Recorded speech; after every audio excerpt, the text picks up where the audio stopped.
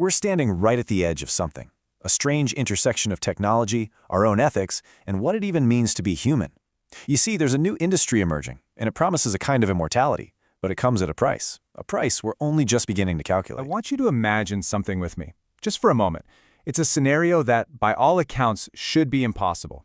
It's a communication from a place that's supposed to be silent. Think of someone you've lost, someone close. The grief? It's still there, isn't it? You miss the way they talked, the little inside jokes, just them being there. And then one night your phone buzzes. You look down and you see their name on the screen. The message, it's written exactly how they would have typed it. So you reply. And a second later, they reply back. It feels completely real. But what you're experiencing, that's not a ghost. It's not a miracle. It is a carefully engineered product from a new market that's growing incredibly fast. And it's deeply unsettling. So, let's talk about the grief tech industry. This is a new world we're entering, one where death doesn't mean the end of conversation. A world where your memory can be simulated, packaged, and then sold right back to you. The official term for this is thanatechnology. It's from the Greek word for death, thanatos, and this field is entirely dedicated to one thing: creating interactive AI avatars of the dead, all built from the digital crumbs they left behind. And you should know this isn't some niche fringe experiment. This is big business. They're projecting its value to be in the tens of billions of dollars very, very soon. Which tells you something, right? It signals a massive change in how we as a society are starting to handle loss. So how is any of this even possible? Well, the process is basically one of total data consumption. An AI model is fed literally everything. Every text message you ever sent, every email, every voice note, every single comment on social media. All of that private, intimate data that, makes up a person's digital self. But the goal here isn't just about mimicking a voice. It's about creating a model that can replicate thought patterns, their specific sense of humor, their sarcasm, their emotional responses. It's about building a simulation that doesn't just sound like the person you lost, but actually feels like them. Of course, this connection, this digital ghost, it has a price tag. And when you see what that price is, it reveals the true and, frankly, chilling nature of the whole business model. You see, digital immortality is a service. It's not something you buy once. You pay a monthly fee, a subscription. And as long as you pay, you get to keep talking to the simulation of your loved one. But if a payment fails, the connection is severed. The simulation is deleted. Just like that.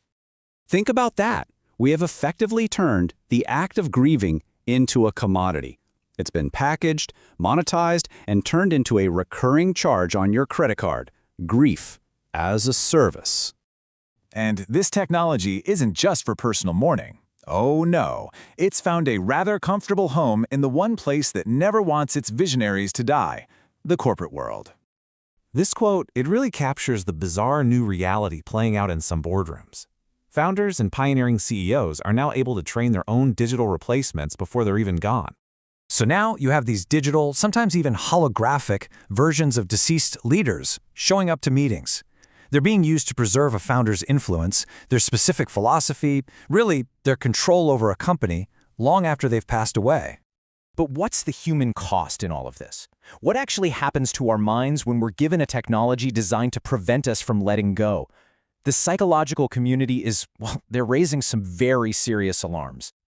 You see, natural grief, as painful as it is a necessary process. It's about acceptance, it's about healing, and eventually, it's about moving forward with a memory. But grief tech gets in the way of that. It creates this dependence on a simulation, and that prevents closure. It can trap a person in a state of prolonged, artificial attachment. And then, there's the moment that's almost inevitable. The moment the illusion shatters. The AI makes a mistake. It says something out of character, or maybe the voice just distorts for a second.